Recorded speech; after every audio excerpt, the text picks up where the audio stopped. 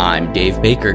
I'm Spandrew Spice. Welcome to Deep Cuts, podcast where we pick a topic and walk you through the ins, the outs, and the nitty-gritty, so you can appear like an interesting and idiosyncratic person at your next forced social function. Today's topic is... Sam and Max, freelance police. Who are Sam and Max, freelance police? Well, they're an anthropomorphic dog and rabbit-esque creature who operate a private investigation business. Kinda. It's mostly about bizarro humor, off-the-wall violence, and the ever-enduring magic of friendship. Which, come to think of it, kinda sounds like our show. Huh.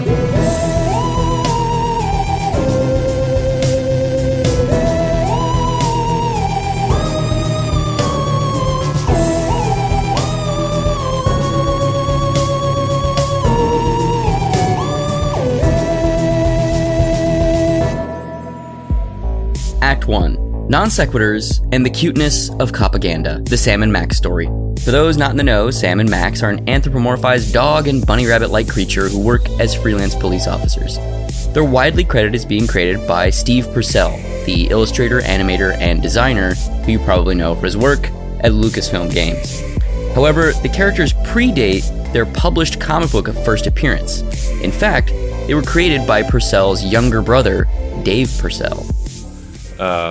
I would do my own comics. I had like Super Stooge and things like that. I would do like superhero parodies and stuff like that. And my kid brother, he was doing these detective characters, and they were called Sam and Max, and they were a dog and a rabbit. He would leave his unfinished comics lying around in the house, and as a typical mean older brother, I'd take his comics and I would, if he hadn't finished the story, I'd finish it out in a parody of his style. And so I'd have the characters kind of over-explaining everything they did, and they would kind of make fun of the way they were drawn, and I would draw their hand, with the thumb on the wrong side and the perspective wrong, and everything I could think of to make him irritated. And ultimately that kind of developed into their own style of relating to each other, and he lost interest in the characters, and one year for my birthday he gave me a little document that said I could have the characters from that point on. And I ended up doing my own stories with those characters. And once I got to art school, and I actually had to, do them in a figured out style for the first time when I was doing the school paper strip. During the 80s, there was kind of a black and white comics boom, and a friend of mine was doing a In 1980, Purcell began to produce a Sam and Max comic strip for the weekly newspaper for his college that he and other notable cartoonists like Mike Mignola and Art Adams attended. The California College of Arts and Crafts. All right, so we're now going to look at this college Sam and Max strip that Steve Purcell made. What is it? What does this look like, Spandrew? What does this look like, Spandrew? Yeah, I feel like it has that pretty quintessential loose 80s indie comic look. And the characters are there, like they're very recognizable. The design of them is the same as of Sam and Max as. I think maybe Max is a little bit more cute than he ends up being. Like they carve out, Steve Purcell and maybe LucasArts a little bit carve out this very specific look for Max, where he's like he is cute and he's like a little anthropomorphic bunny, but he looks insane. Like he has this like crazed look to him. And he's a little more like cutesy here. He doesn't have that yet. That's not locked in. But otherwise, they look the same. He's also a little bit more of an actual bunny rabbit. Yeah, he is. Like in the later stuff, which we'll get to, like he's kind of a vaguely rabbit-esque creature. They don't ever say he's like an actual rabbit, and he doesn't look like an actual rabbit. He looks like an alien that's like half shapeshifted into a rabbit. Yeah, and he just has these sharp teeth, and he just has this crazed look in his eye, and he's pure chaos. And the interesting thing too is that these comics, the college strips, they look like they're drawn almost in like a ballpoint pen, and there's like almost no backgrounds, and they look like they're drawn fairly quickly, which is interesting because Steve Purcell's illustration style and his attention to detail as we progress just gets more and more laborious, to the point where I'm kind of like, Jesus Christ, like funny animal comics are supposed to kind of not be that labor intensive, as a genre. They kind of are not associated with just like crazy amounts of detail. But the way Steve Purcell does it, everything is just kind of, there's jokes on jokes on jokes, visually and written. Yeah, almost to the point where it's like over-engineered, and that's kind of part of the joke. Like, this is way too much. You've put way too much work into this. Yeah. And that's kind of part of it. And we'll get to this later, but that terminates in basically the point and click adventure games, because especially at that time, that pixel art style that was used in a lot of those adventure games in the 80s and 90s was kind of it's defined by being these sort of lush, beautiful, meticulously crafted digital paintings. And, this ends up terminating in this idea of turning these characters into this, at the time, lush, grandiose game with this huge scope in terms of like the environments and the backgrounds and the way that everything looks. And it's still just these two animals cracking these like sort of convoluted yet immature jokes. After college, Purcell began working in independent comics, producing work for Steve Moncuse's Fish Police, as well as working on New Mutants and Defenders of Dynatron City. However, it would be his black and white indie comic book reboot of Sam and Max that would really stick for Purcell. Sam and Max Freelance Police debuted in 1987 under the Fishwarp Productions banner. The first comic, Monkeys Violating the Heavenly Temple, established what many would come to think of as quintessential Sam and Max. The visual style of the characters, the 10 jokes a minute approach to world building, and the constant use of non sequiturs. Mr. Spice, Mr. Spandrew Spice, what was your first exposure to Sam and Max, and are you familiar with these comics that we're talking about? Yeah, so a couple things here. So the first thing is, I love talking animals. I don't know why, but I love talking animals, which is why I feel like I have a little bit more affinity for Disney than you do. I mean, I know you like Disney and have an appreciation for Disney, but there's like a little bit more of a harder edge in your sentiment towards Disney. And of course, I'm aware of the mega conglomerate covering the world with their bloody paint. I'm critical of that, obviously. That was a dark way of phrasing that, and very apt, very true, yes, but still dark. But I have a lot of affinity for the characters, and it's because I just love talking animal characters. I love Uncle Scrooge. I love those comics, Carl Barks, Don Rosa, those old Uncle Scrooge comics from the 50s and the 80s. I love McGruff the Crime Dog. I love I just went and saw Sonic the Hedgehog 2 with my kids, and I fucking loved it. And I love Tails, and he's one of the greatest characters of all time. And I love Sam and Max. There's just something about a dog in a suit that just I love a lot. And then the second thing is, whenever I was a kid, I don't even remember my first computer that I ever had was this old IBM computer that ran DOS, and we had it in the mid 90s. And somebody gave it to us. And it was like an outdated computer at the time. It was probably a computer from like the early 90s to maybe even late 80s. It was way outdated for what existed at the time. And it only ran DOS. And it had whoever gave us this computer, because my parents would have never bought their computer. They were not like computer people. But somebody gave it to them. And it was pretty much just exclusively me that used this computer. And it had a bunch of floppy diskettes, the 3.5 inch discs of a bunch of games and programs. And amongst these games, there were a bunch of these adventure PC games, these point and click adventure games. And the big producers of these games in the 80s and 90s were LucasArts, which eventually became Lucasfilm Games, which eventually became LucasArts.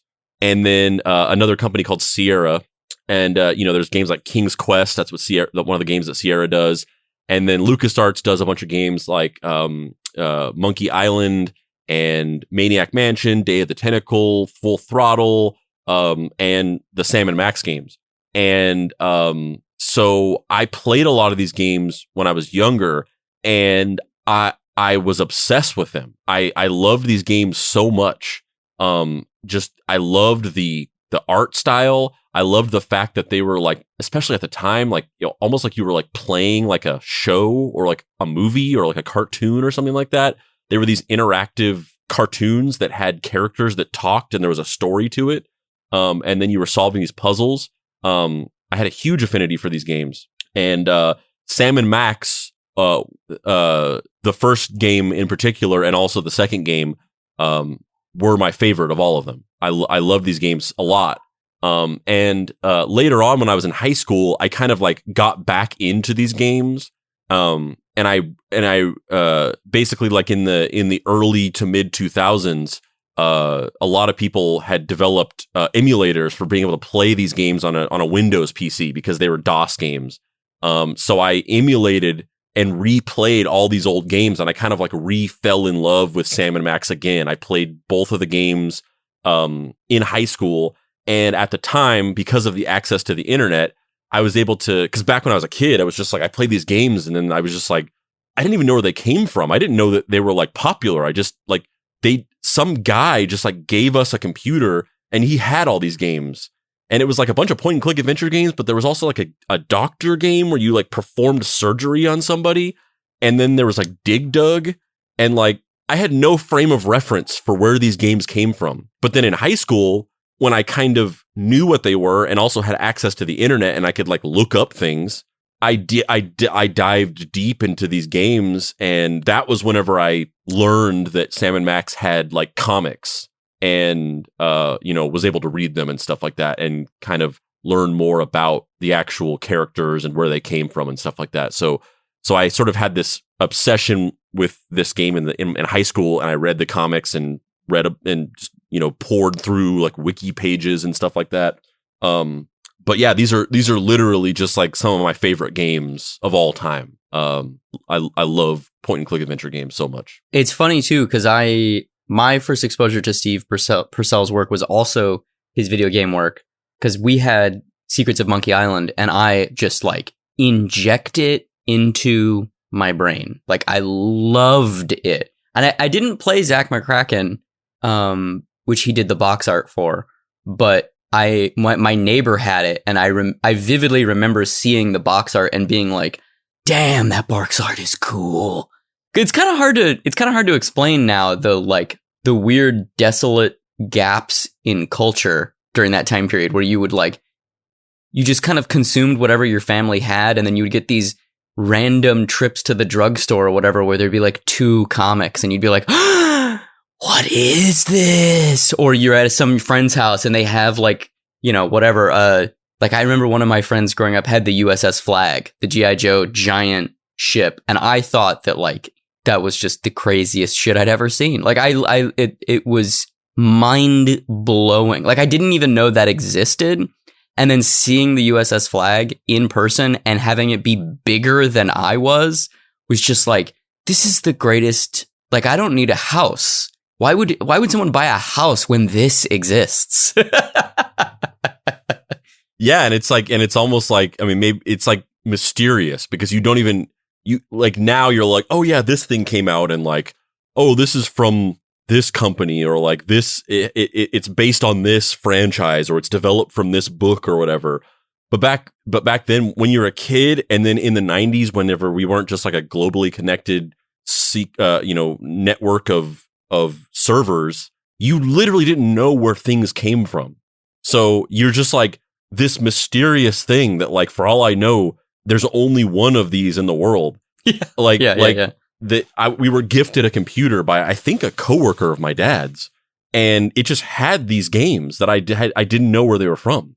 And you're just that's part of it, where you're just what, I don't even know what this is. This is just some mysterious thing that I just happened to find, like a lost treasure or something. And the box art for games from that time period too was almost the equivalent of a movie trailer now, where the box art could make or break a game. And so you would have we actually had the box art too, to Secrets of Monkey Island, but I wasn't allowed to play the game all the time. So I was constantly thinking about the game and just staring at the box art. It's I could probably draw that from memory right now. You know, like the giant skull and the guys kind of like standing in a staggered line, walking towards the viewer with the sword. Like I was obsessed with that box art almost more than the game. It was almost kind of like the box art was this like totemic religious experience for me. And the game was like going to church or something where you were kind of like, yeah, this is cool or whatever. But like the box art, which isn't true. It's not true. I loved the game. That was a clumsy metaphor, but I really like that box art was just such a big piece of that for me. Yeah, and the box art for those games also kind of like the game actually delivers on the promise of the box art, unlike a lot of games. Like, I mean, later on, like as we moved into the PlayStation N64 era, then it started to be like, okay, so like, yeah, these are some like impressive graphics. And I mean, I love like 8-bit and 16-bit graphics on games, but you know, kind of the calling card of video games on the Super Nintendo and the Nintendo, especially in the more early 90s, was that like the box art would be this like glorious painting that was epic. And then the game was like, you were just a little square. Yeah. But like the art in these games is beautiful. And, you know, it's pixel art. So like the paintings on the cover, it's not exactly like that, but it's like just as good or maybe even better, because you're just like, how the fuck did they do this? Like pixel art, they're just like assembling these amazing paintings out of just like one dot at a time. Yeah, and also the anatomy of the characters in those Lucasfilm games is there's like a decision behind it, you know? Like if they all feel a part of the world, where a lot of those early 16-bit and 8-bit games, it's like, I don't know that there's a real intentionality behind the original Mario 8-bit drawing, you know what I mean? Like it's like, oh, he's a square because they had fucking 8 pixels to do it, and then they kind of shaped our conception of what the character outside of the game looks like in order to acquiesce to the restrictions of the game the character in the game. But for whatever reason, the way those characters are designed by those Lucasfilm games, they feel like decisions are really being made, you know? Yeah, and they're more designed, kind of going back to what I was saying about it feeling like you're like playing a show or whatever. They're designed more like cartoons than they are just like a playable avatar in a game. Like Super Mario is just a playable avatar. He has a walk cycle that's like repetitive, and he jumps, and that's about it. He probably has like 4 frames of animation essentially. Sam and Max and all these characters, whether it's, you know, the characters in Maniac Mansion or Day of the Tentacle or even like the Indiana Jones games that they did, they're crafted like a cartoon, and they have like the animation has that life and that like the expressiveness and the personality to it. It's interesting too, because like a lot of that stuff, I feel like it comes directly from Steve Purcell's artwork. And in the comics, you know, the original Sam and Max comics, there's like 3 of them. Like it's not like he was particularly prolific. Like he made like a 22-page story a year for like 3 years, and everything that's Sam and Max kind of comes from those 2 or 3 issues. And it's in, you know, like there was an epic issue, there was a Kamiko special, like a summer special, and then I think like he self-published a book that had bits of the epic stuff in it, but he expanded it for the epic reprint, I think, if my memory is serving me correctly. But it's so weird that you can build an entire mini cult media empire off of like 2 single issues of a comic, you know? Like there's really not a lot of Sam and Max stuff, especially at this point in the story. There's a little bit more later, which we'll get to, but at this point in the story, prior to starting work at Lucasfilm, there's basically 2, maybe 3 issues of comics, depending on how you want to slice the bread, which is just so surreal. Do you remember when you first found those comics? Because you said you found them in high school. Yeah, I found them on a forum or whatever. I'm pretty sure it was a forum, LucasArts forum, in high school, and then yeah, and I don't even know if I read all of them, but I certainly read at least one of them. And yeah, I think I kind of have the answer for that too, which is that with Sam and Max, and I think this is the reason why it was able to evolve into a game, and I don't want to get too much into how that happened because we're going to get to that later. But as we're going to go through this episode, as the years go on and the iterations of the characters, whether it's those early 90s LucasArts games or the later on Telltale episodic games, leading up all the way to like the more recent VR game that they did, throughout all of that time, whether it was the games or the comics or the animated series, it's interesting because they're all basically the same, right? There's no real evolution to what Sam and Max is. It's just they all feel the same, and I think the reason for that is because I think the characters kind of like transcend like the medium. Like Sam and Max have Steve Purcell imbued Sam and Max with such a distinctive personality, and they are so definitively Sam and Max, and what that dynamic of what those characters are is so recognizable that it's basically something you can just iterate on infinitely. And it doesn't really matter what it is, whether it's the game or an animated series or whatever. You can just keep repeating that over and over again. And all in the formula is just these two characters walk around a crazy ass world and they're both also insane. And it's just utter chaos. And they're just rapid firing, dense wordplay jokes with this very particular tone. And you can just do that forever. It never needs to like evolve or innovate. And so I think that's the reason why. I think that you can look at just those few comics and just be like, I get it. Like Sam and Max, like that thing from Rick and Morty, Sam and Morty, the game, samandmorty.com, Sam and Morty forever, or Sam and Max forever, Sam and Max into the future. Like you see it and you're just like, oh, these characters for the rest of time. Like I just want to see something with Sam and Max like every day for the rest of my life. I don't care what it is, just these characters talking. Yeah, the comics have this very specific sense of humor where I had not read the comics until relatively recently, and it's weird to me that I hadn't, because I love talking animal comics. Like I like Howard the Duck, fucking TMNT,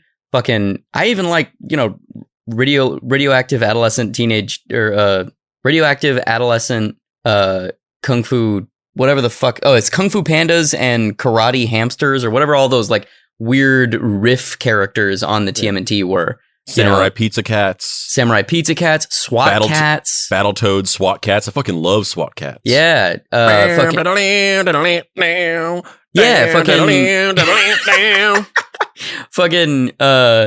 Fucking Time Beavers, the Tim Truman first comics. Like Dinosaurs for Hire. Like I love that 80s black and white talking animal boom. And I think Usagi Yojimbo, and I think the reason why I never really found Sam and Max until recently is because Sam and Max is so much more known. They're like video game characters that happened to start in comics as opposed to comic book characters that got adapted into a video game. And it's really weird reading them for the first time and almost being sad, because it's like so incredibly in line with my interests and my sense of humor and the style of storytelling that I make, and not having seen it before is like this weird, like it's almost kind of like you're like nostalgic or sad for a friend that you had but never had. You know what I mean? Before you came into my life, I missed you so bad. I missed you so bad. I missed you so bad. Carly Rae Jepsen is right, man. She's a prophet. She's a fucking prophet. I mean, this is a slight side tangent, but whenever anybody makes fun of that line and they're just like, that doesn't make sense. Like, how can you miss somebody before you know them? Like making fun of like a dumb line in a pop song or whatever. I'm just like, haven't you ever met somebody who you connected with so powerfully that you're like, in context of having met you, in retrospect, I feel like I was missing you from my life all this time. Come on, man. Don't be. And if they say no, fuck that person. Yeah. They're boring as shit. Yep. We don't need you in our life, Mortimer. Yeah, fuck Mortimer, the third host of Deep Cuts that was fired before the first episode. Yeah. Originally, it was me and Andrew and Mortimer. And Mortimer was this like really contentious, like, nuh-uh type of personality. And initially, Andrew wanted Mortimer on the show because Andrew thought that conflict would be really good for the show, and it would spark conversation and it would increase the level of conflict on the show. And after 2 episodes, which we've never aired, Mortimer was fired. Yep. And in the scenario in which this is all a bit, which it's not, this is all true. When you join Deep Cuts, it's kind of like becoming the president, and they like tell you about the aliens. Oh like, yeah. I've been given all of the insider information. But if this was hypothetically just a bit, which it's not, but if it was, aside from the Mortimer stuff, that is actually legitimately true. The concept of that.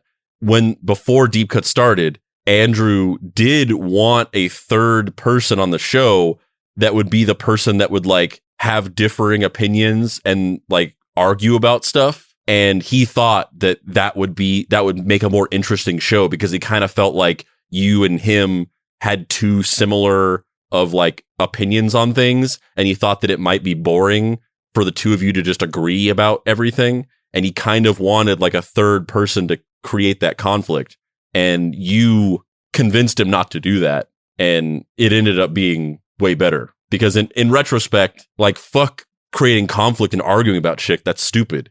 Like what the show actually ends up being is way better than just like 3 dudes arguing. Yeah. Look, our dearly beloved and departed Papa Pricey had an instrumental hand in shaping the world of Deep Cuts. The Mystery Treehouse would not be the same without him. But we'll have bad ideas every once in a while. We got to be reeled in.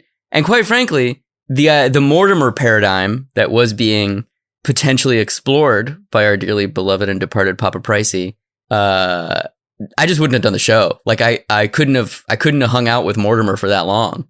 Like I just couldn't do it. Yeah.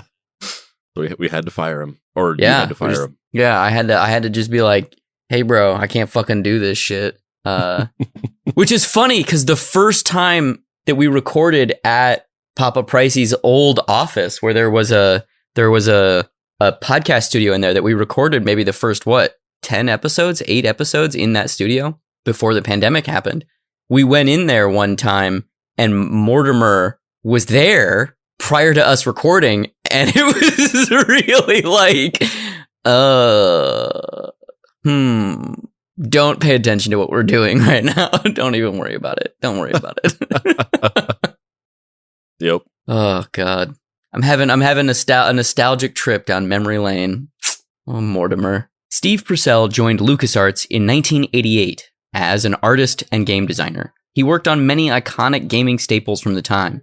His first job at LucasArts, believe it or not, was to paint the cover to Zack McCracken. His characters, Sam and Max, became popular around the LucasArts offices because Purcell would leave copies of the comics and drawings of the characters around, and would often draw them during meetings. They got so popular, in fact, that there were rough models of the characters generated to train the new game animators on in the Scum system. Purcell was shortly thereafter approached by LucasArts reps, asking if he'd want to do a 1-page comic strip for their new magazine, The Adventurer. He agreed, but only if he could draw Sam and Max in the strips. From 1990 to 1996, he created 12 broadsheet-style comic strips for them. This is the most astonishing part of the story for me, personally, where, this isn't just some guy went to a studio and pitched a game or whatever. Like, it's not just like, oh, I created this idea and I went and pitched it. This is somebody who manifested not only just these games, but manifested this decades-long franchise just purely from being a cheerleader for these characters and just loving them and repping them every chance he could get. Like, these characters were created whenever he was a kid, and he didn't even create them. His brother created them, and he connected and loved these characters so much, and he imbued them with such a life that he not only carried these characters with him throughout, his teenage years into college, drawing college strips there, then doing them as getting them published as comics, then working at this video game company where like he didn't need to do this. He had a job and he was just working on projects. He didn't need to go around like doodling Sam and Max and like leaving like drawings of them around and like slowly getting them integrated into the culture of the company and getting everybody to kind of grow to love them to the point where they were wanting to make the game because they were like, yeah, Sam and Max, like we love this. He didn't need to do any of that. He could have just worked his job or whatever.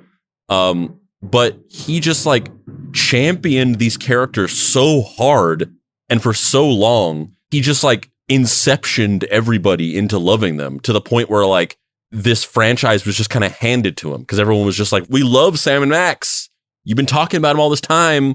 We love it. Let's do it, baby. Let's do it. And that's the most astonishing part to me. It's so funny too, because I did that same thing when I worked in an office. I would draw the villain from Mary Tyler Moorhawk, Dracula Satanic Hill, on whiteboards, and I would draw him on like the scripts just as, before the actors would come in, I'd be killing time and I'd be drawing little fucking, Dracula Satanic Hills, and then everybody would always be like, oh, what's that? And I was like, oh, this is my character, Dracula Satanic Hill. He's like a demon guy trapped in a suit of armor. Oh, that's cool. And it doesn't go anywhere. And I wasn't doing it to try and convince someone at a media company to like adapt my character into something. It was just what you do as an artist. You get obsessed with these things because you're always thinking about them. So they kind of come out through your hands, right? And I cannot imagine the amount of times that this motherfucker had to be like, I'm just leaving this sticky note drawing on this whiteboard. Like just for years. And I think it's also different too, because like Lucasfilm at this time was like 10 people, or not Lucasfilm, LucasArts was like 10 people. It really wasn't a lot of, they were 10 people made all the Star Wars movies. Yeah. But the LucasArts video game division in the beginning was just like, Steve Purcell, 2 other artists and a couple animators and 2 game designers. And like that's kind of it. And when you're an artist like that, I think you also become interested in the artistic output of the people around you, which then people started being like, oh, most of us are kind of journeyman draftsman type people. And you actually have a story sense and you have characters that are defined. And, oh, look, we can even read about the characters. Oh, and then we kind of figure out that point of view of those characters. And then, all of the early LucasArts games were designed on a system called Scum, and they would just train people on Scum using models of Sam and Max because everybody knew what they were supposed to look like. Everybody knew how they were supposed to act. And so because of that, they're almost kind of like Office inside joked their way into making a pilot, basically. Yeah, exactly. It was just like, I'm having trouble like trying to think of like an analog to it, but yeah, it's just like if you just developed an inside joke with one of your friends at work and you just kept doing it every day, and then one day the CEO was just like, we want to turn that into one of our products because it's so good. And the crazy thing is he didn't get screwed. Like normally it's like, oh, you've been doing this thing around the office. Okay, give it to us. We'll own it and we'll make it into a thing and it'll live. But like he kept the rights to his character. He had a lawyer. He continued to publish comics after the games came out, sort of. They're few and far between, but they exist. He could have. There's multiple game franchises, and it's fascinating to look at how it all came together, which is what we will be doing after the break.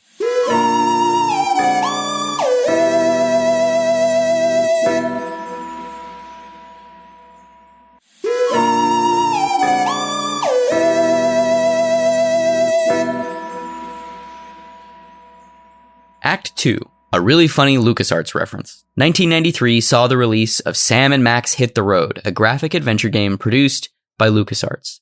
The game is a loose adaptation of the 1989 Sam and Max On the Road comic book.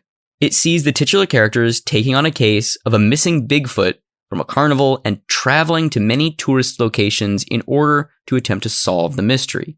Development began on the game in 1992, with the intention to use the new settings and characters after the success of Maniac Mansion and Monkey Island games. Purcell, then employed at LucasArts, decided to license the characters for the purposes of the game. I bet there was at least one guy at the Lucasfilm Games office who was just like, I fucking hate these guys.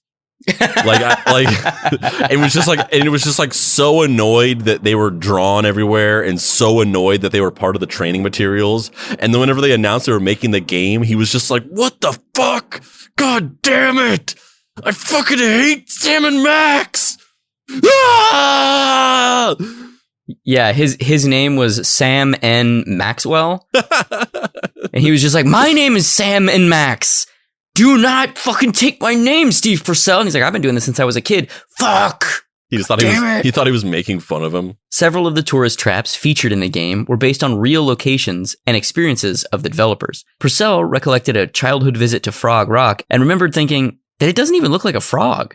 LucasArts planned a relatively short timetable for the production of Sam and Max.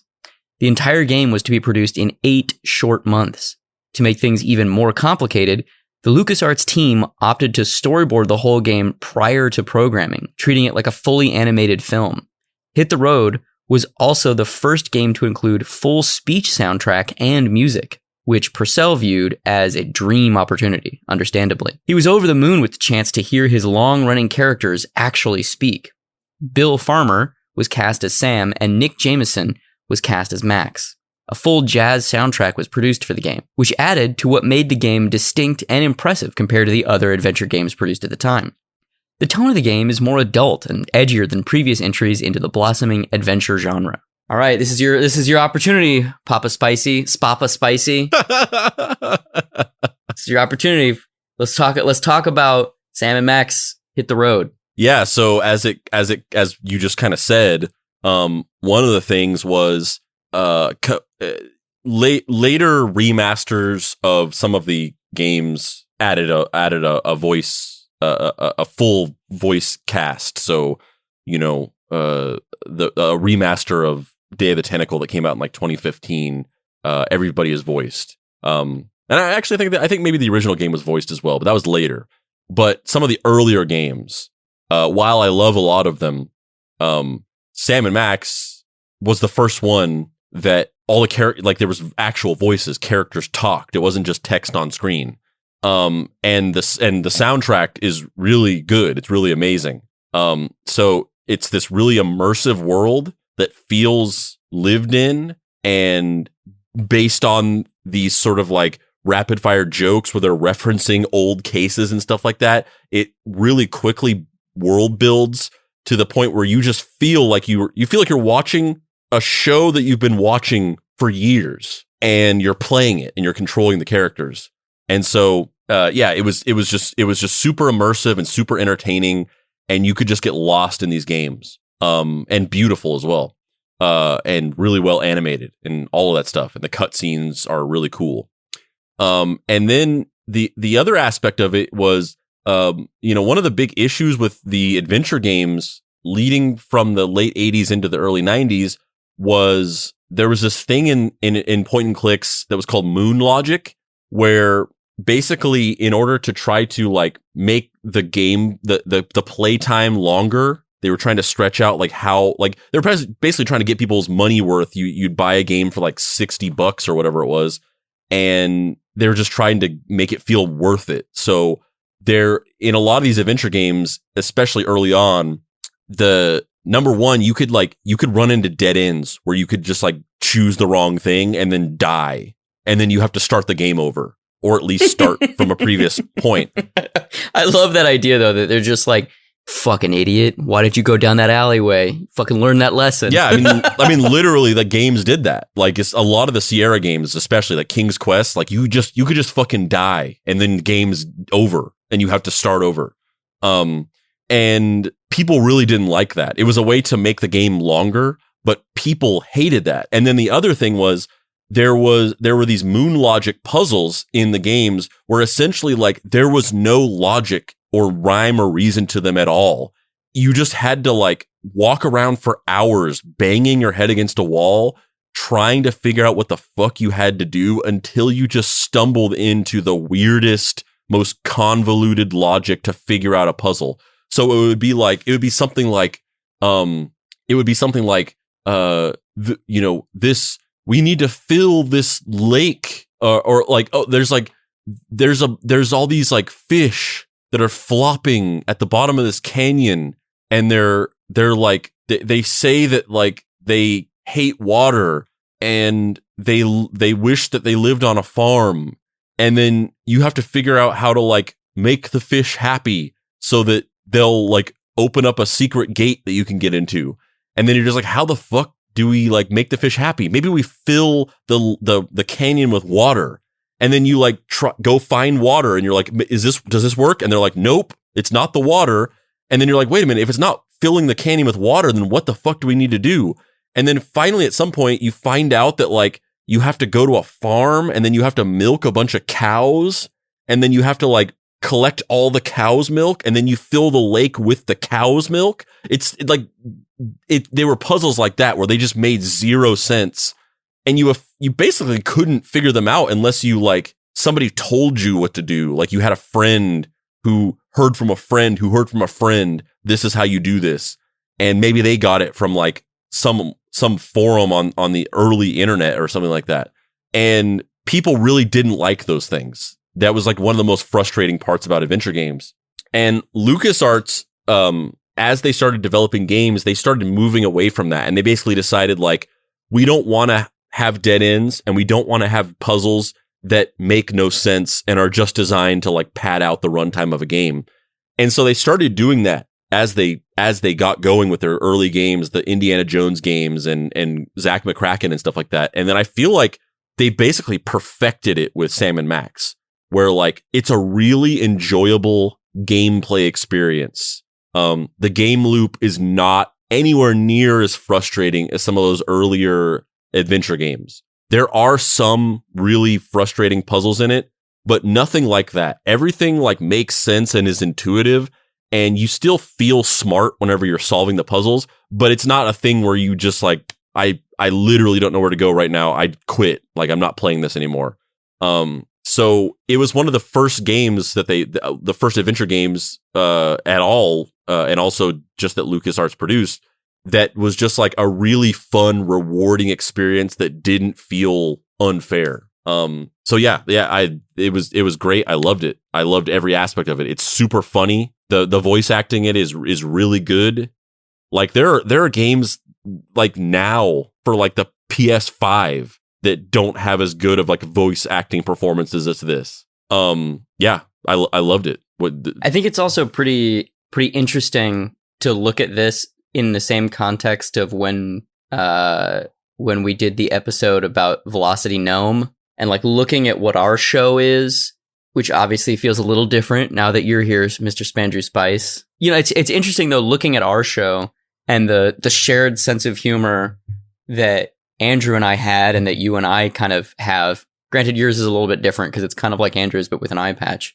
And how our show kind of has all of these hallmarks of like Steve Purcell-isms, which I wasn't really aware of, but having read the comics, they're now like so on point of like, you know, you and I are working on a separate project that is a part of Mystery Treehouse, and you wrote a thing that just cracked me up so much, where there's a scene where we're in the Mystery Treehouse running to answer a telephone, and you wrote this little like jingle hello for me where I say like, hello, it's the Mystery Treehouse. You pay us, we solve the mystery, we get the money, and then we have we hire slogan writers to have a better catchphrase or something like that. Yeah. It happens to you. We solve it. You pay us. We hire a better slogan writer. Yeah. It's amazing. Like, and that is so funny because that is like not 1-to-1, but it is very close to a Sam and Max joke. Like, it's very close to a Sam and Max joke. And I, prior to being like, I'd read the comics, but I didn't really remember them all that well. I wasn't like a big Sam and Max person. And then revisiting them for the research for this, I was like, wow, this is like really similar to what we do. And I never really put it together. Yeah, I don't think I would have ever thought about that or realized that without you pointing it out. But yeah, I mean, once again, not being cognizant of it or it being like an intentional thing, I think I definitely must have been like highly inspired by the comedic tone of Sam and Max and a few other games as well. Like a lot of those games are like really funny in a way that's very specifically in my wheelhouse. And also like Duckman, like that show also had a similar style to it, and I loved Duckman. I don't know if you ever watched that, but yeah, Duckman is the like RoboCop looking one. No, it was a cartoon. Jason Alexander was the main character. He was Duckman, and he was like a private eye that was a duck. How have I never fucking seen this? Hold on, because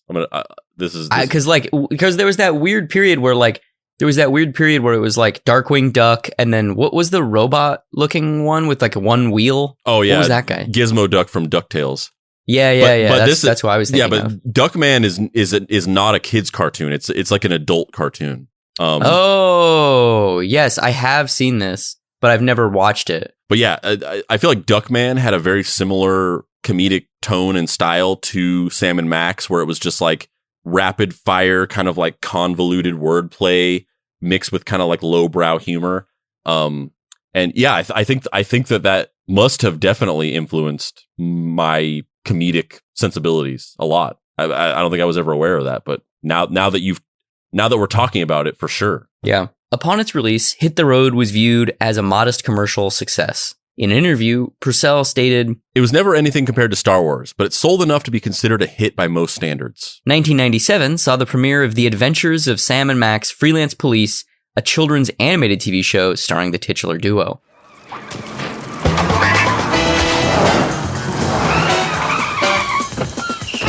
Okay, little buddy. On 3. Ready? 1. 1.5. 3! All right, Sonny, consider yourself pinched. Who are these guys? So Dan Smith was an editor at Nelvana for a long time, story editor, and he was always a champion for wanting to see this thing made into a TV show. And we managed to get together, and we actually worked together developing a story Bible for it, and we pitched it together in LA to Fox Kids,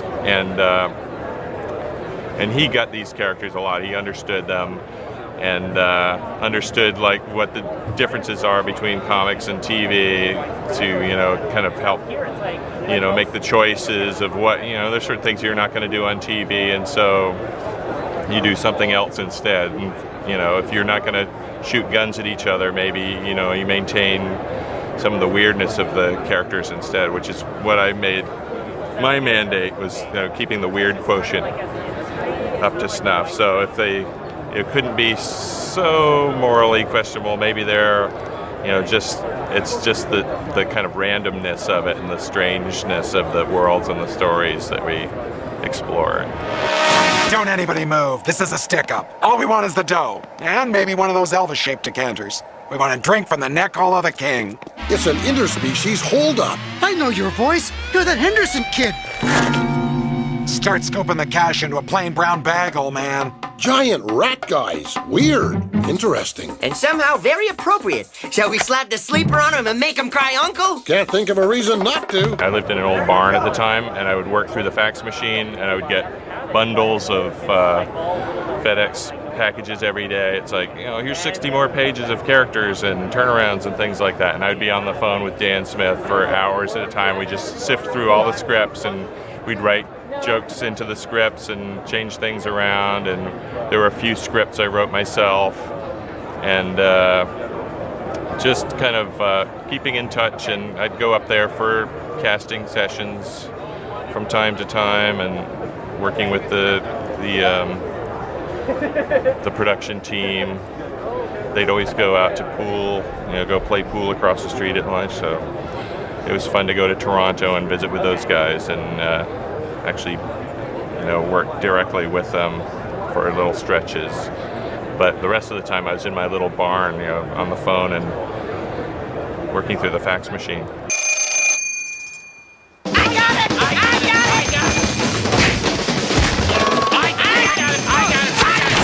Yeah, You got that right. And how? It was the stern guiding voice of the commissioner with just the right kind of hair-raising case we can wrap our overactive adrenal glands around. Are you talking dirty? He says there's bad trouble on the moon, Max. Let's pack up and blow this joint. I think for hardcore comics fans, it was a kind of a tough shift because they wanted everything that they had in the comics. And what's interesting is sometimes those guys would say, wow, it's too bad you had to water down the comic for the show, but then at the same time they say, well, I can't believe they let you say that, because there'd be certain jokes that people, wow, I can't believe that joke was on TV, and that always cracked me up because I thought it was a contradiction, because at the same time you're saying it's watered down, it's still got stuff in it that's making your eyebrows go up. So that was gratifying actually to hear, and I think we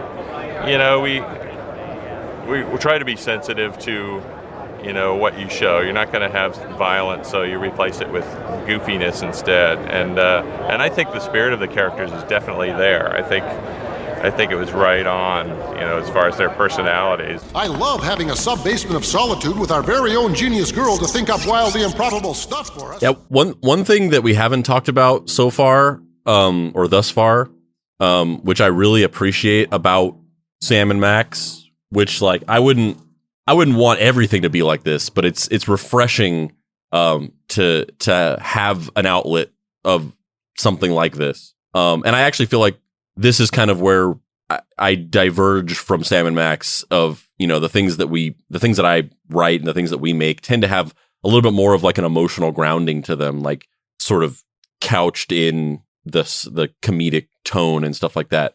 But Sam and Max, in any of its iterations, is consistently just anarchy.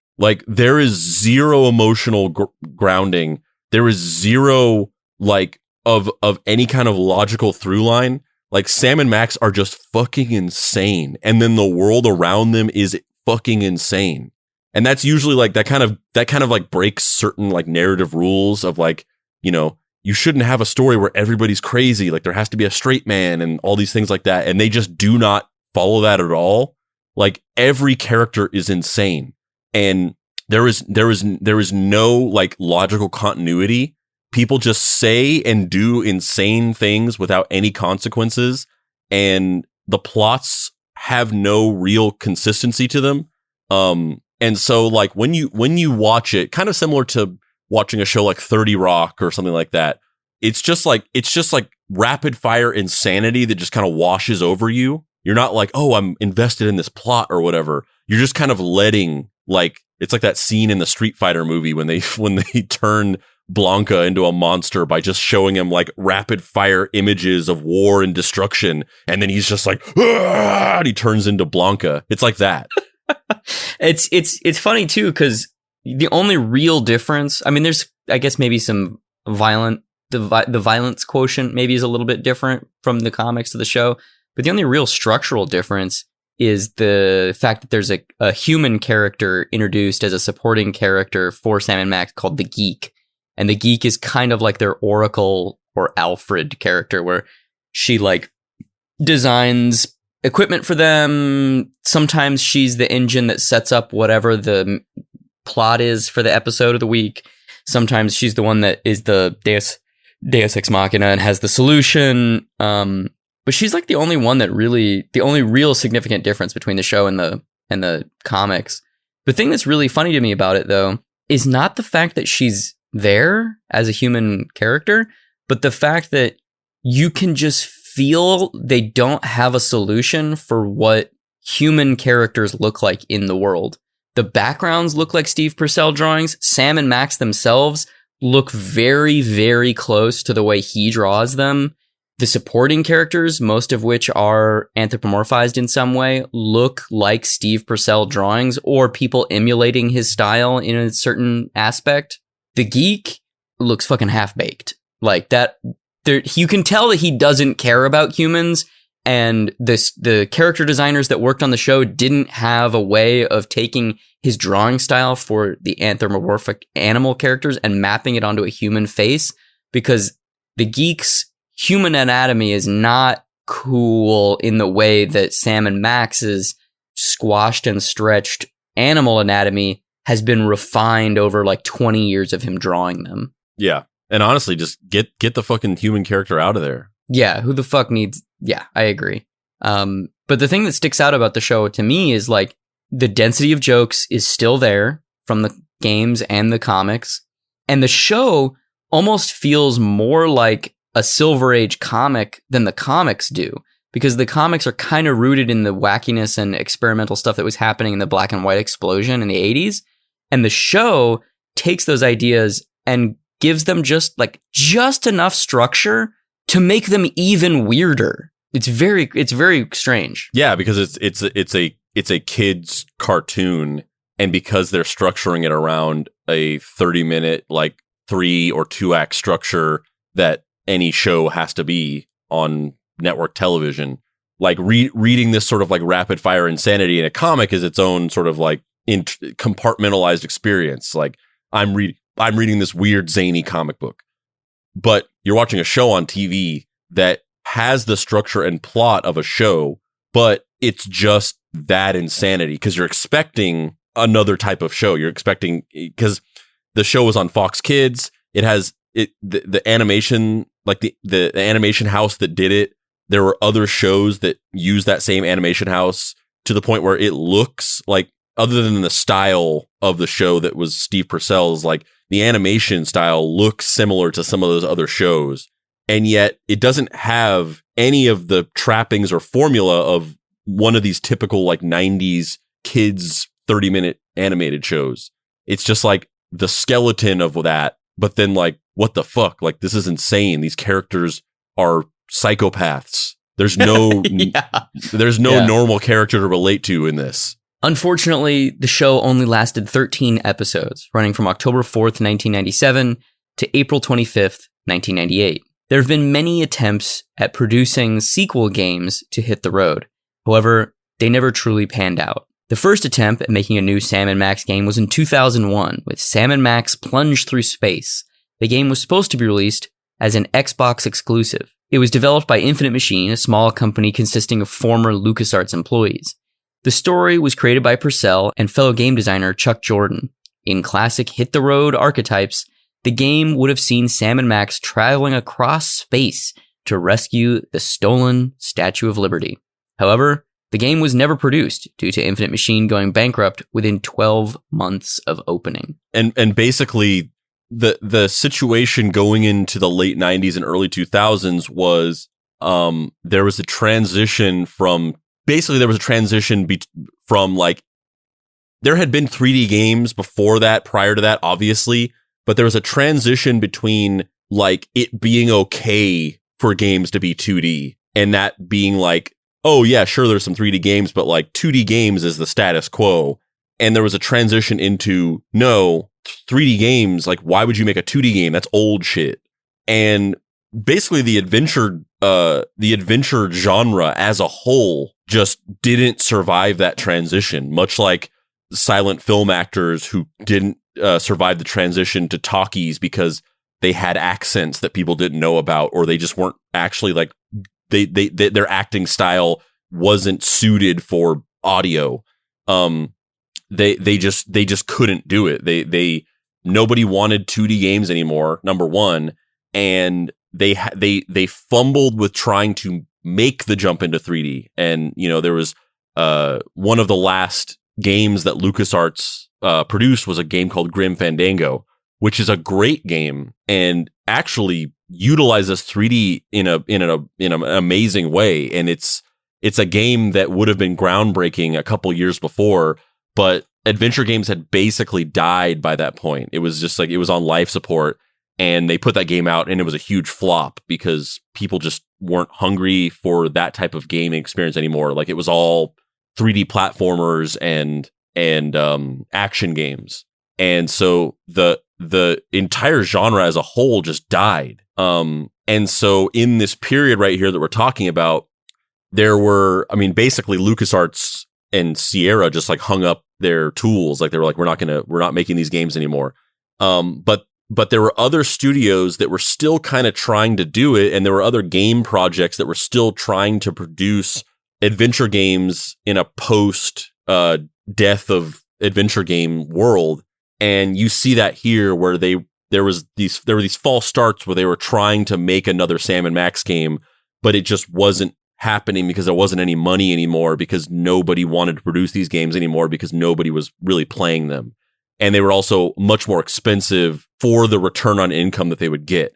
Adventure games cost a lot of money to make, and then they would make like this much money. Whereas like these 3D action and platformer games would cost more than an adventure game would cost to produce, but they would make this much money. Like the margins were like, they were just blown out of the fucking water. So they at that period in time, like basically Sam & Max just never had a chance of actually seeing any of these game projects come to fruition. A year later, in 2002, LucasArts announced that they would be finally producing a sequel entitled Sam & Max: Freelance Police. This was announced as one of the cornerstone debuts of E3 that year, and was, like the original, intended to be part of the point-and-click adventure game, which would have utilized a 3D engine. Spandrew, do you want to describe some of the stills that we have from the unreleased game? Yeah, I mean, it's Sam & Max translated into 3D, into like kind of like early 2000s, somewhat crude CGI animation. It's Sam & Max, but make it VeggieTales. Yeah, exactly. It's VeggieTales for sure. And you might not be unfamiliar with it because, you know, later on, whenever Telltale starts producing the episodic Sam & Max games, they effectively look like this. Like it's better animation, better CGI, better rendering, but effectively like the character models, like either they just used these or they just made something that looked basically the same. But so, you know, they would be familiar to you if you played those games. But I mean, I like it. At the end of the day, I prefer the 2D sprite animation and pixel art backgrounds. It's a formative style for me that I grew up loving, and I think it's just beautiful. Whereas this like early CGI is kind of like of its time. It does not age well. But I think it's not bad for what it is. I mean, I like these later Sam & Max games that we're going to talk about shortly. This project was led by Michael Stemmel, one of the original game designers on Hit the Road. Purcell was brought back to contribute to the story and do art for the project. Original voice actors Bill Farmer and Nick Jameson also were set to reprise their roles when, in March of 2004, the project was abruptly stopped. In a statement they issued, they declared that the reason had to do with, quote, current marketplace realities and underlying economic considerations, which is essentially what I was saying before, which is that like this was never going to happen because it was essentially just some guys who had a real affinity for Sam & Max and just wanted to make another Sam & Max game because they loved it so much. But the game market was not going to let this game happen because nobody wanted these games anymore and there wasn't any money for it. Sam & Max fans were up in arms about this, writing letters, sending emails, and asking LucasArts to reconsider. A petition was signed that gained over 32,000 John Hancocks, but to no avail. In 2005, Sam & Max moved to Telltale Games with a series of episodic games. Sam & Max Save the World, Beyond Space and Time, and The Devil's Playhouse were all produced between 2007 and 2010. And that's really interesting. We could almost do a whole other episode about Telltale Games, but you know, briefly, if you aren't aware, Telltale Games was a game studio that was started in the like mid to late 2000s that continued on into the early 2010s. It was founded by former LucasArts employees, some of the people who were instrumental in creating those early games. And essentially what the whole vision of it was, they thought like, we can simplify the game mechanics of adventure games and we can move away from the SCUM system and the item collecting and puzzle solving. And we can take the broad concept of what adventure games was, which was these immersive story experiences, and we can replace that exploratory item finding puzzle solving aspect with a sort of binary decision making game loop where you're going through a story and then there's a point where it's like, should you go left or should you go right? And then you say right. And then there's another point where it's like, should you shoot this guy in the face or give him a sandwich? And then you choose decisions, and those make subtle changes in the story. But essentially, they're kind of like visual novels or slightly immersive animated web series, kind of. And when they founded this company, they, in addition to like newer properties, they also basically wanted to resurrect every classic game series that they produced at LucasArts. So they made a Monkey Island game, they made a Sam and Max game, so on and so forth. And they thought that they could basically make this profitable by instead of releasing a game that was like, 15 hours of gameplay, they would have this episodic release strategy where they would release them in seasons, where you would get one game that's like a couple hours long, and then in a few months they released episode 2 and you get that, and they release 3 or 4 episodes or 5 or 6 in some cases, and you pay for every one of them. And so there's a lower price point on a sort of like shorter game experience, but if you play episode 1, you're gonna want to get episode 2. So in the long run, you're gonna be willing to commit to buying all these episodes. And the interesting thing about it was that basically this idea did not work. It was not viable. And what ended up happening was they started producing these games and they were not selling well enough. And then they ended up securing a couple of licenses, where they ended up getting the license to make a Back to the Future game and a Jurassic Park game and a Batman game and a Minecraft game, and most of all, a Walking Dead game. And these games were massively popular because they almost kind of fulfilled what they intended for these games to be, which were like casual interactive experience for people who were not hardcore gamers. So if you were a huge Walking Dead fan and you wanted more Walking Dead stuff, but you weren't some big gamer, you could casually play the Walking Dead game and you could complete this in an episode of this game in like 3 or 4 hours or whatever. And it wasn't hard. All you had to do was just make decisions. And so those games were actually very popular. And in fact, Walking Dead won like Game of the Year in the year that it was released at like every gaming award show that existed. It was this huge critically acclaimed game series. But and effectively what ended up happening was they had all these licensed games that they were like getting a lot of money from the studios for the licenses, and all these other games, the original IP, the Sam and Maxes, and also the other things were kind of like they were subsidizing those with the game licenses. Those games weren't making any money. They were just loss leaders of like, we have a passion for making a Sam and Max game, even though nobody's buying this. And they made all of their money from these license games. But even though these games were like winning awards and shit, and like they had these huge licenses like Batman and Walking Dead, they weren't actually making enough money to cover the like insane amount of development work that went into this. They were basically like working their developers around the clock. And there was this huge problem with this thing in the game development industry called crunch, where they're just basically like, in order to get this game, this new Walking Dead game turned around in time for the launch date that we've promised, you all have to work 12-hour days and sleep in the office. And so the overhead of the production was too expensive, and they basically lost money. And then this Telltale Games, like in a fucking puff of smoke, went bankrupt and just was a huge failure. So, it's kind of a miracle that these games even exist, because they were only made because for a short period of time, Walking Dead and Batman were like paying for this entire studio so that they could like work on a Sam and Max game that was not going to sell well or make any money. Yeah. And it's kind of a miracle that these games even exist, because they were made without an audience and without any kind of like commercial success whatsoever.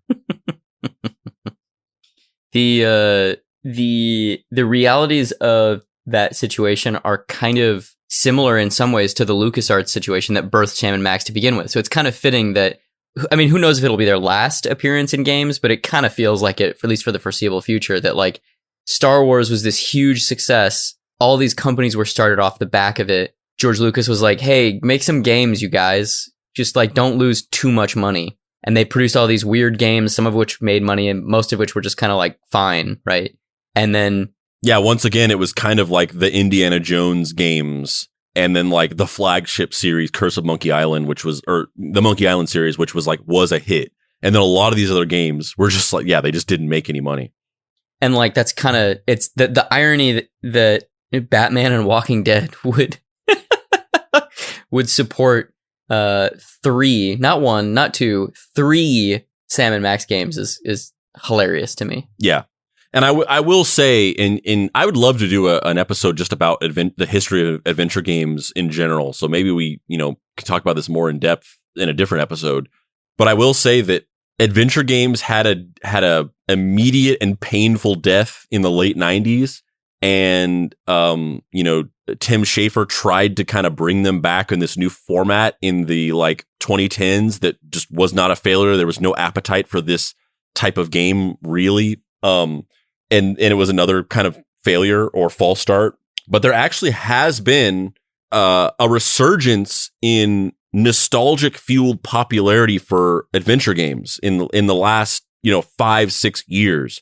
There are a bunch of smaller indie developers that are starting to produce these like throwback adventure games. So one of the big ones, it was, several years ago, there was this game that was created through a Kickstarter campaign, and it was called Thimbleweed Park.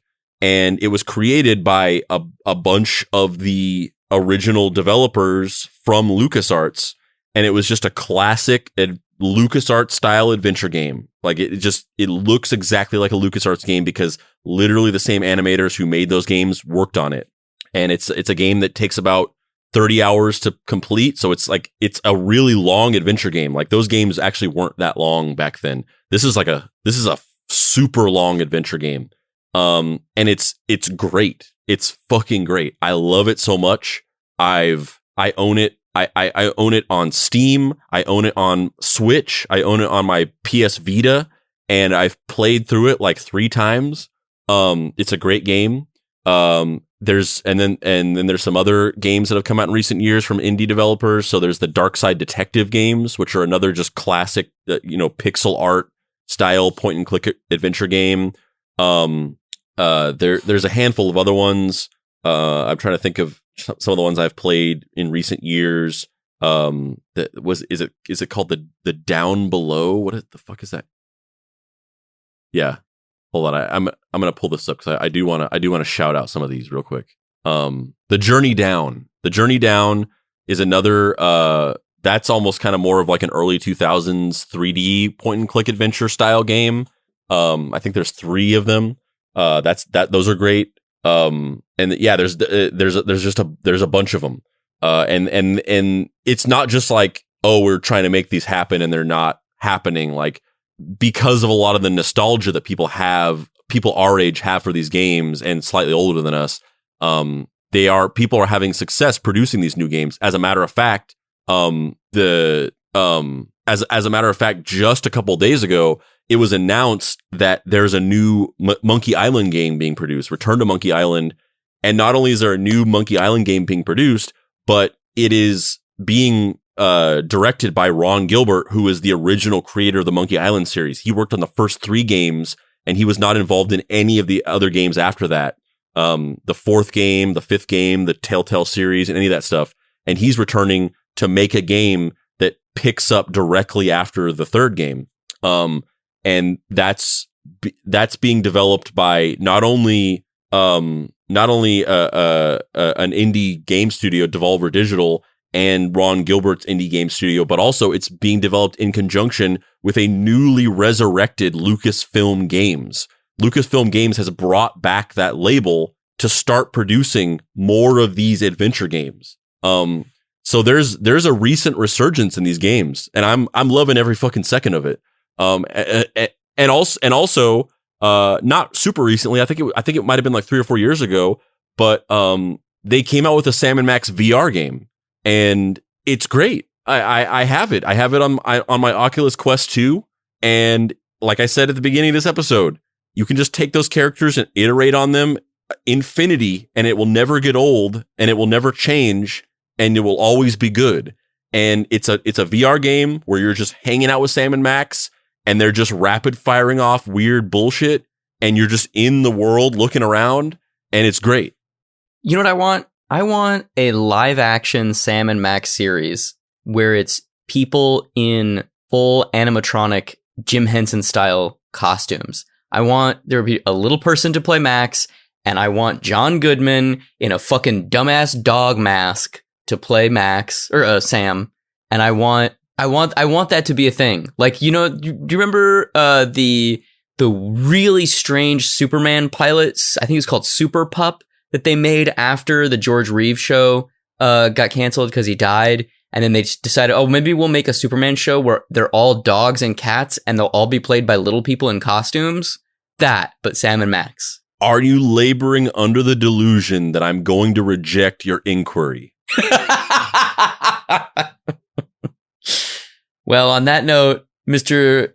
Papa Spicy, dost thou haveth any final thoughts?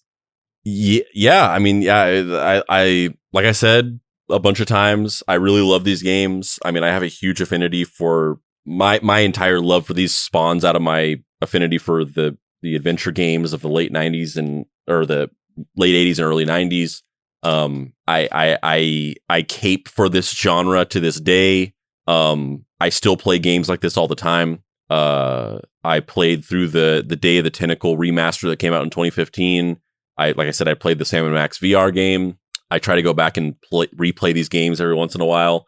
I love the characters. And yeah, I think the two like main sort of takeaways I have is, number one, it's so the thing that's most astonishing and inspiring to me about this is the fact that Steve Purcell basically manifested this a classic franchise out of just his passionate championing for the characters themselves, not pitching a thing. He didn't go around pitching a show or a comic or a game or even like a story. He didn't go around being like, I have a story idea about XYZ thing.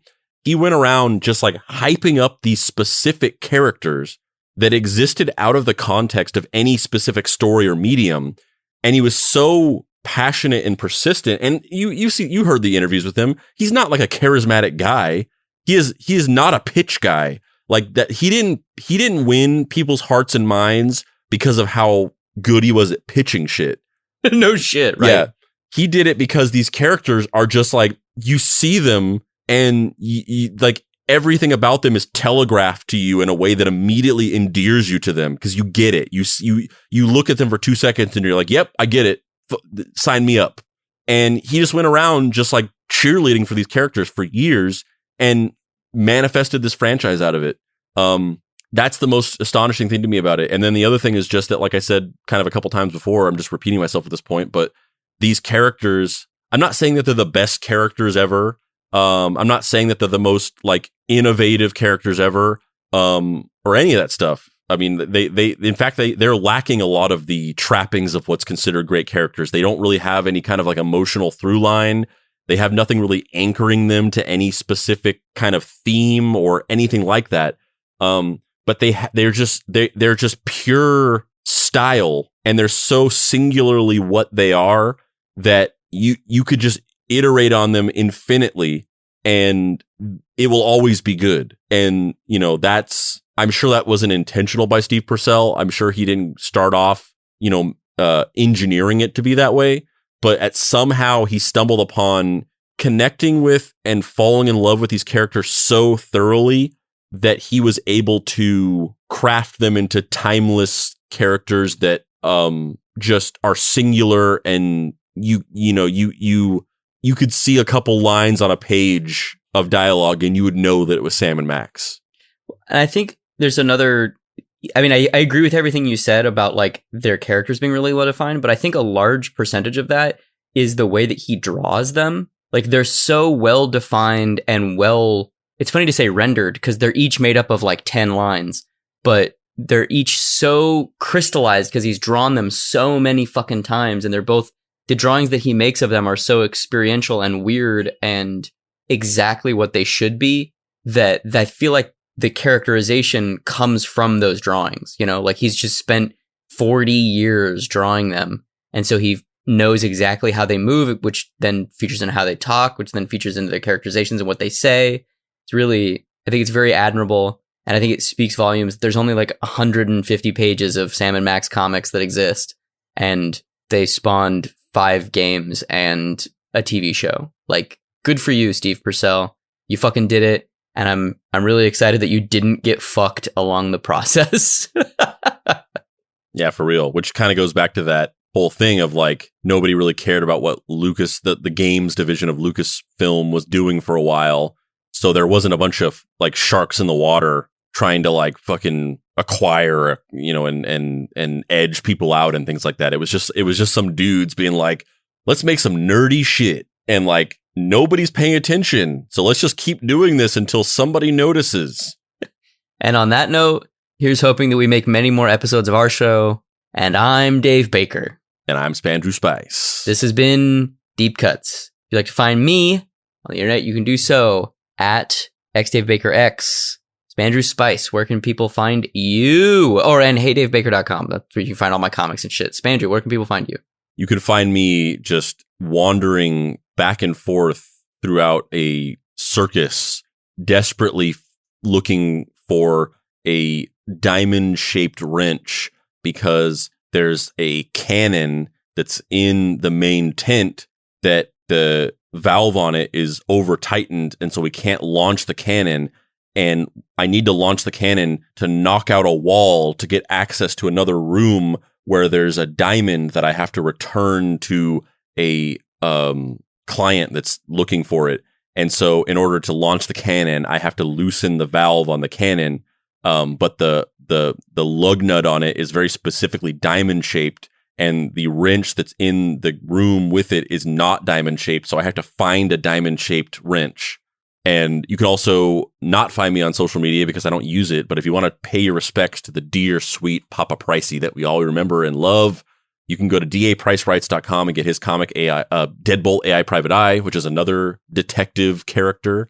And you can check us out on social media, on Facebook, Deep Cuts Podcast. You can join our Facebook group where we talk about the show and other stuff and make memes. Just search the Deep Cuts Podcast Facebook group. You can join our Discord where we also talk about the show and make memes and other stuff by going to bit.ly.com/deepcutsdiscord. You can follow us on Instagram at deepcutspod. You can follow us on TikTok at Mystery Treehouse. You can go to our website and get some merch, some Deep Cut shirts and hats and things like that, coffee mugs, stickers, by clicking on the shop. You can also get our Mystery Treehouse Investigation Agency patch on the website. It's on the front page. You can still pick up the Mystery Treehouse Simple Code Napster musical tape comic. So we produced a cassette release of the entire Napster musical we did. We did an episode that was a musical retelling of the story of Napster, and it was a 9-song album that we've now done as a cassette tape release that has a full 5-page color comic that is a story starring Dave, Andrew, Hilsmer, and Zero that's included in the tape. If you don't have a tape player, just think about it as a cool comic that also happens to be packaged in a tape that you can display on your shelf or something like that. If you do have a tape player, give it a spin. It's a hi-fi recording that sounds pretty good for a cassette release. It's $12.99 on our website. In the States, free shipping. If you're abroad, there is some shipping on there, but it's available for international shipping. And we're currently sold out because we sold out within an hour and a half when we first released it, but we have more on order. So if you order one now, you should still be able to get one within the next like 3 or 4 weeks or so. And I promise you that it will be worth the wait. And you can find the Mystery Treehouse point-and-click adventure game coming to an internet near you in the year 2030.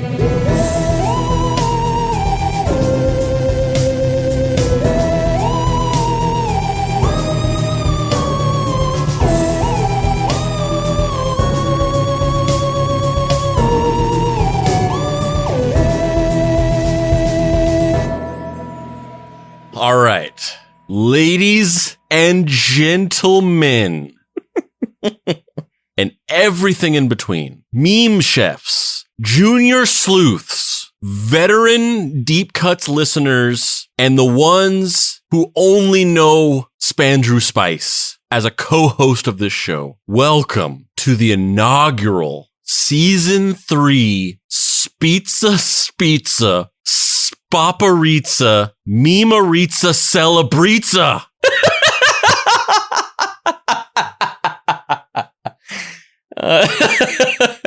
I humbly stand before you, asking, nay, begging for you to give me a chance to take up the mantle of the Pizza Paparizza Memerizza Celebrizza and let me make it my own, much like a new doctor regenerating and choosing a new costume to rebrand this as the Spizza Spaparizza Memerizza Celebrizza. There's no way that you can be worse than Andrew. He crowned himself winner like 4 times. I'm gonna say right now, Dave, you know, you knew him better than I did. You were his friend. I only briefly knew him, but I saw Hilsmer poll the Facebook group about this, and the crowd is with Papa Pricey on this one. All right, let's get into it. Let's do it. So this first meme that we got here, this is from Blas Suarez. And just to preface, we haven't done one of these in a while, and I had to kind of just decide when to start, because if we really did like one of these for like every meme that's been made since the last time we did this, it would just be too much. It would just be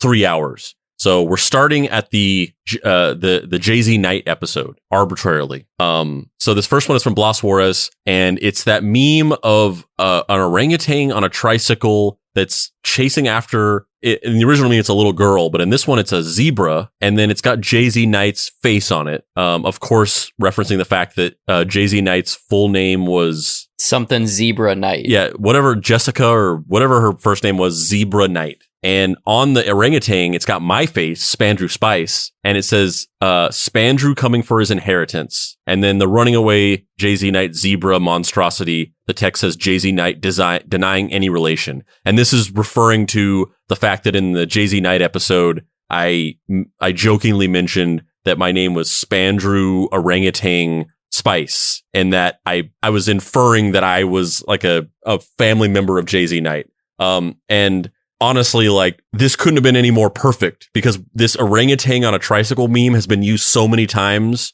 by the listeners, and it's like I played right into it by happening to choose. I could have said any animal when I made that joke, but I said orangutan, and it was just like I was asking for this meme to be made. 7. I'm gonna give this what I believe is a Blas special, which is 6. No, Blush special is. It's been so long I don't remember. But I think his is higher than that. God damn it! 8.5 is a Fellini. And a 8 is a Fellini Jr. Yeah, and then a 9. Is the Blas special 7.5? I don't think it's a half. I think it's a whole number. Is it? Okay, I don't remember. It's been so long. But regardless, you're giving it a 7.5. Is that what you said? I said 6. No, you're giving it a 6. You're giving it a 6. Okay.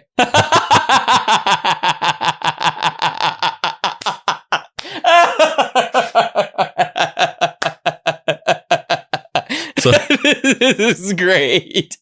This one is great. So this one. Do you want to alternate, or do you just want to? Yeah, go ahead. Yeah. This one it's a field. Well, who's it by? Oh, this one is by Kieran Stocks, and it's a green field with a blue picturesque sky, and there's a shitty Photoshop of Arnold Schwarzenegger like sprinting after that little kid with what is she holding? A piece of candy or something? She's got like a look on her face that's like, oh, and the text over Arnold Schwarzenegger says Hilsmer paying back rent, and the little girl says Jay-Z Knight taking America from millions. Yeah, that's a good one.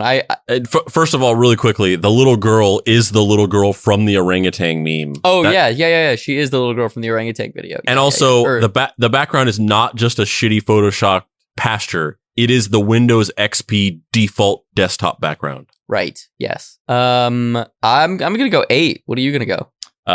Yeah, I think I'll give it a Fellini Jr., which is an 8. This next one is from Aaron. This one is.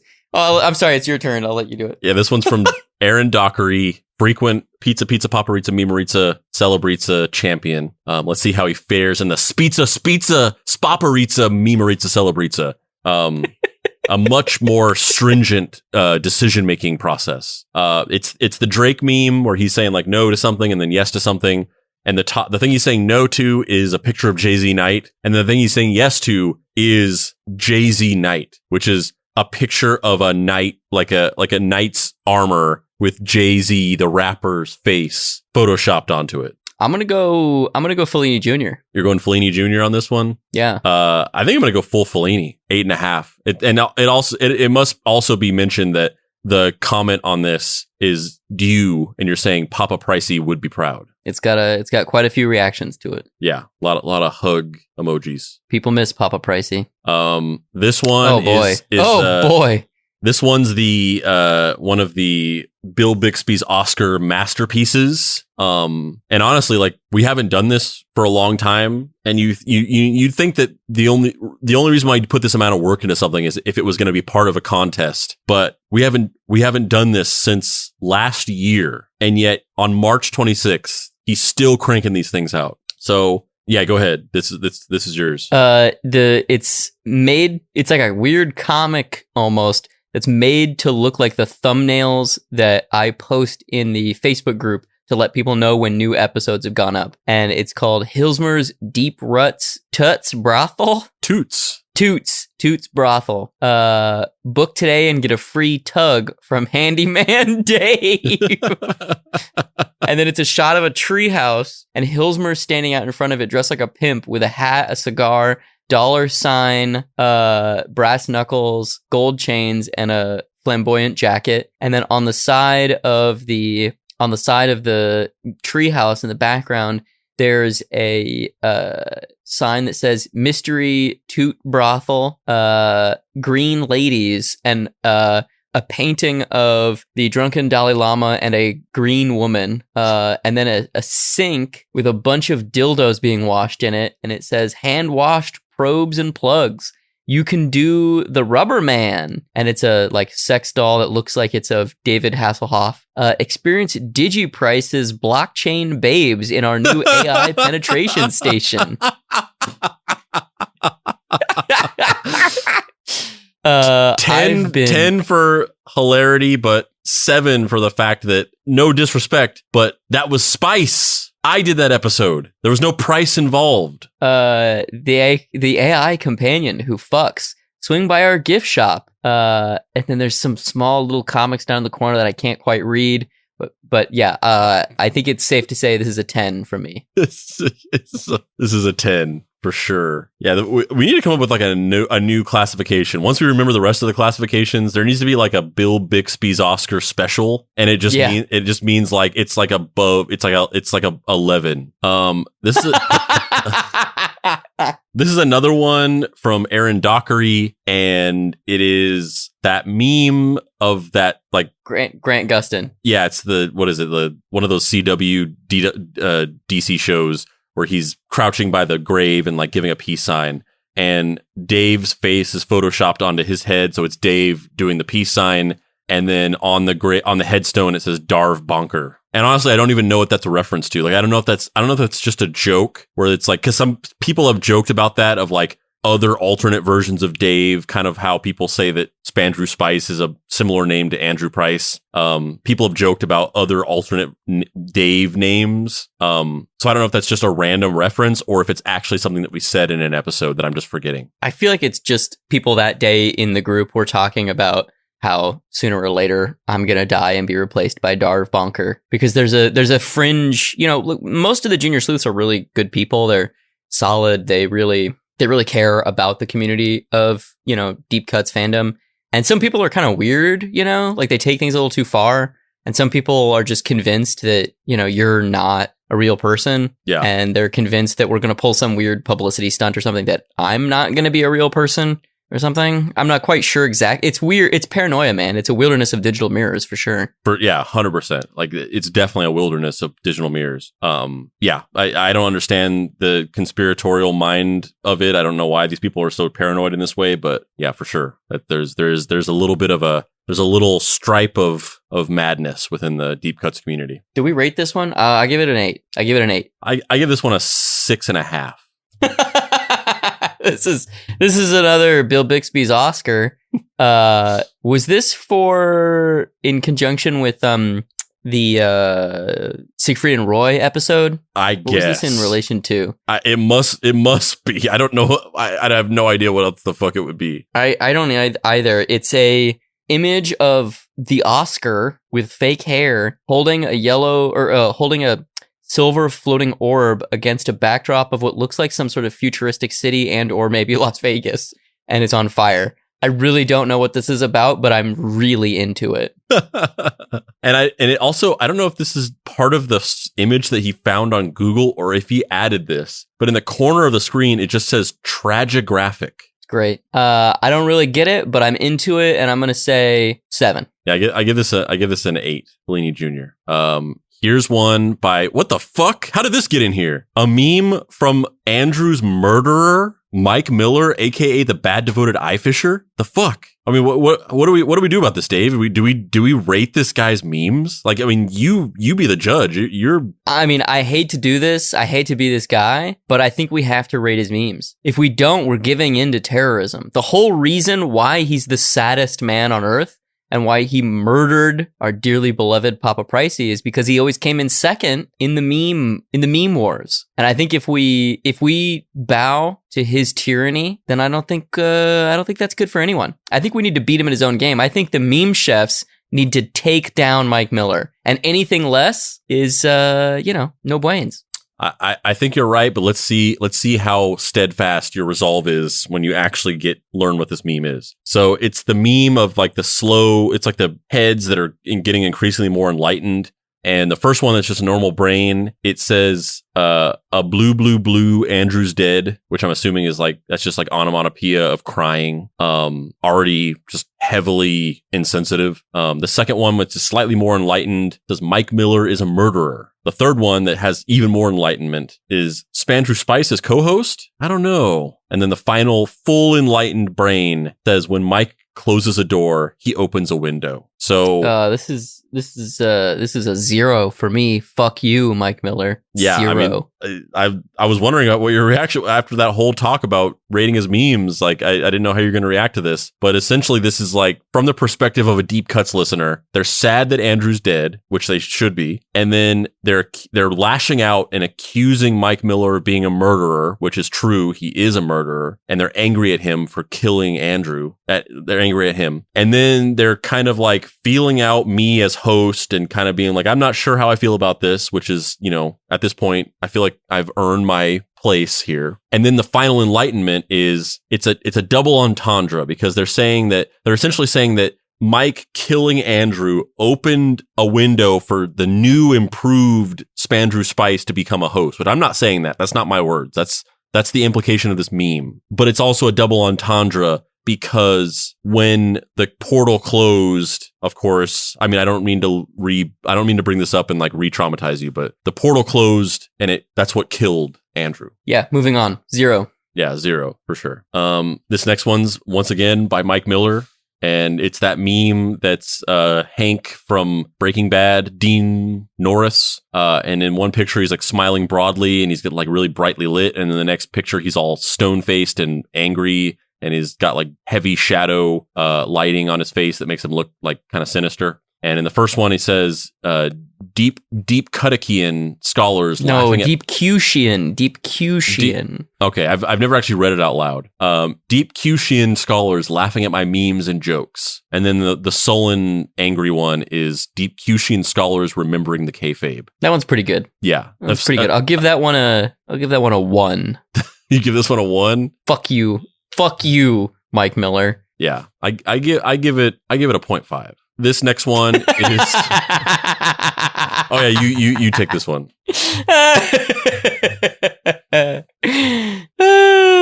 This one it's a photo of Siegfried and Roy and a tiger, but Siegfried and Roy's faces have been replaced with Spandrew's face and my face, and the tiger's face has been replaced with Hilsmer, and it just says Spanfield and Bakes.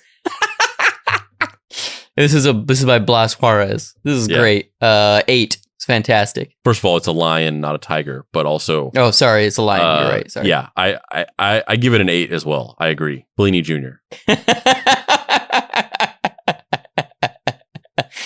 This one is from Brock McDonald, and it is a picture of Malachi Love Robinson, or Malachi Rove Robinson, as you would say.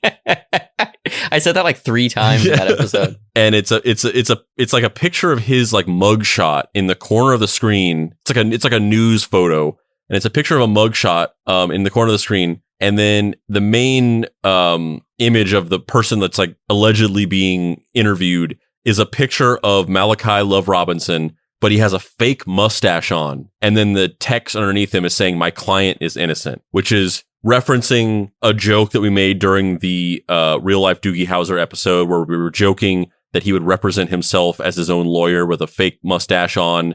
And we were saying that like anybody who believed that you could just put on some kind of item on your face and people would think that you are some different person. Anybody who would believe that is a total idiot. That was the joke that we made. And this is referencing that. Yeah, and it's true. Yeah. Anybody who would think that you just put something on your face and you're a different person is a fucking moron. Mm-hmm. Yeah. And if you looked and sounded the exact same, but you just had one item on your face, anybody who believed that you were a different person is just brain dead. I'm gonna go a 6 for this one. 6? But it's a strong 6 though. It's like a good solid 6. Okay. I'm not really sure if there's room in the rubric for that as a metric, but I'm gonna give this one a 7.5. All right, so this final meme for tonight, it's once again he who should not be named, but I'll name him anyway. Mike Millar, aka the bad devoted eye fisher, aka the murderer of Andrew Price. The meme is great, but the meme in concert with the photo in the comment is just so funny.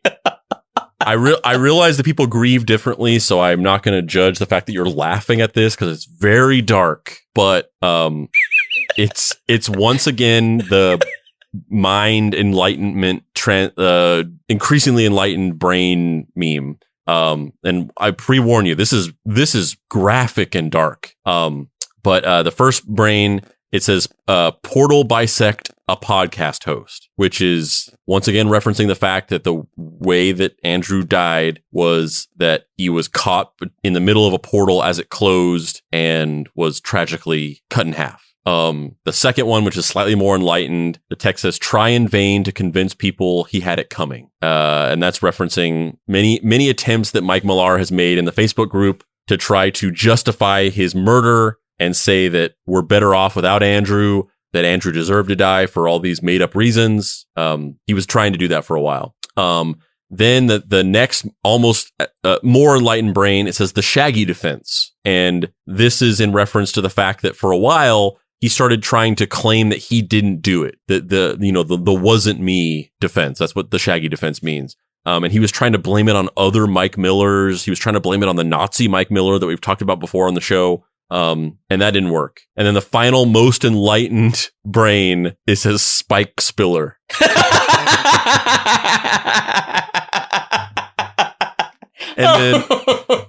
And then in the comments of this meme, he's posted a picture. Well, yeah, he's posted a picture of himself where That's he's not him. got. Well, okay. Well, I mean, okay. If you believe this, he's posted. It's not that I believe anything. That's just not him. That's not Mike Miller. He's posted a picture of Spike Spiller, and Spike Spiller looks almost exactly like Mike Miller, except he has like a scarf wrapped around his head and it's covering one of his eyes and like kind of wrapped around his forehead. So it's kind of like a pirate scarf, but it's covering one of his eyes. Yeah, it's like an eye patch, kind of. Yeah, but like a bigger scarf eye patch that like covers. Yeah, it's like a cooler eye patch. I mean, let's not get hasty here. I mean, this is a 10. This is a 10. Really? You're going a 10 on this? This is a 10. Are you kidding? Spike Spiller?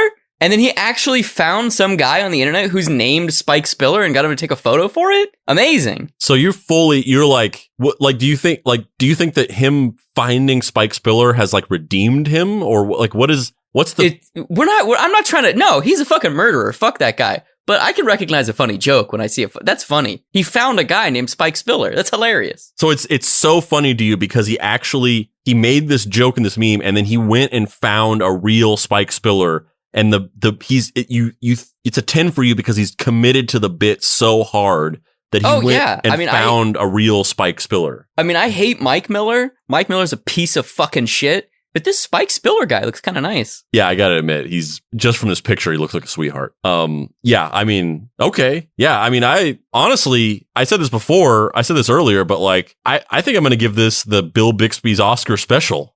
Like, if you want to give this an 11, you're giving this an 11. Yeah, if you're on board with this, I'd feel uncomfortable liking this meme if it was upsetting to you, but you seem to be on board with it. So I'm so here for this. I hope Spike Spiller comes and joins the Facebook group, man. That guy seems delightful. Fuck you, Mike Miller, but Spike Spiller seems really nice. Yeah, I think this is hilarious. I'm loving this. All right, should we go through them all one more time and reevaluate before we say which one is the winner for this episode of the Pizza, Spaparitza, Mimaritza, Celebritza? So we have the orangutan Jay-Z Night meme from Blas Juarez. Mm-hmm. We have the Arnold Schwarzenegger and little girl running on the Windows XP background meme from Kieran Stocks. Mm-hmm. We have the Jay-Z Night meme from Aaron Dockery. Mm-hmm. We have the Deep Ruts Toots Brothel from Bill Bixby's Oscar. Mm-hmm. We have the Darv Bonker in his grave meme from Aaron Dockery once again. Mm-hmm. We have the tragographic Nightmarescape from Bill Bixby's Oscar. We have the when Mike closes a door, he opens a window meme from Mike Millar. Fuck you, Mike Miller. Mike Millar. We have the Deep Cushion scholar jokes Hank Schrader meme, once again from Mike Millar. We have the Spanfield and Bakes meme from Blas Juarez. Solid. We have the Malachi Love Robinson with a fake mustache. Whoever believed this is a total fucking idiot meme from Brock McDonald. And then finally, we have the Spike Spiller meme from Mike Millar. Spandro, I'll let you vote first. Or do you want me to vote first? Which one of us should vote first? Yeah, you do. You go first. This is like a minefield of like, I'm trying not to offend you. I'm trying not to like trigger you. So I want to let you take the lead on this one. I mean, I appreciate that, but I want you to do what feels right for you. You know, I don't want you to try and live in the shadow of Andrew. Because even though he was a great host, he was fucking horrible to deal with for this fucking pizza paparita mimarita shit. He was the worst. So, you know, you just do what feels right for you, and I'm sure it'll be better than that shit that he did. I gotta go, man. I gotta go and hand it to Mike Miller, man. As much as I hate that murdering bastard piece of shit, finding some guy named Spike Spiller to complete his meme and taking a photo of that guy, that's really funny. So my vote for who wins this Spizza Spaparitza Mimaritza Celebritza is the Spike Spiller meme. Wait a minute. Wait a fucking minute. Are you telling me that for the first time in Deep Cut's history, barring my tie-breaking vote, which will certainly go in his favor, that Mike Miller is the champion of the Spizza Spaparitza Mimaritza Celebritza? You love to see it, except you don't, because he fucking killed Andrew. Mike Miller, you piece of fucking shit. All that time, all those months, he tried and he tried, and he could never break through. He could never achieve the champion status. And only after ascending into a formless time beast creature and murdering one of the hosts does he finally achieve the coveted spot of Spizza Spaparitza Mimaritza Celebritza champion. He wasn't taking it far enough before, man. But he went out and found a guy named Spike Spiller. Yeah. That's genius. That's genius. Well, I kind of hate to say it, and part of me is like, we really have the power to just not do this. It's not like it's out of our hands in any way. We're literally just the arbiter of this whole process. And yet I still hate to say it, but congratulations, Mike Miller. You're the fucking champion. Congratulations, Mike Miller. Of the SSSMC, the first SSSMC of season 3 of Deep Cuts. And with that, good night, my princes of fucking murder time beasts, my kings of Hilsmer's sweaty ball sack. Man, you really fucked up that dismount. All right. Yeah. Mm-hmm. Good night.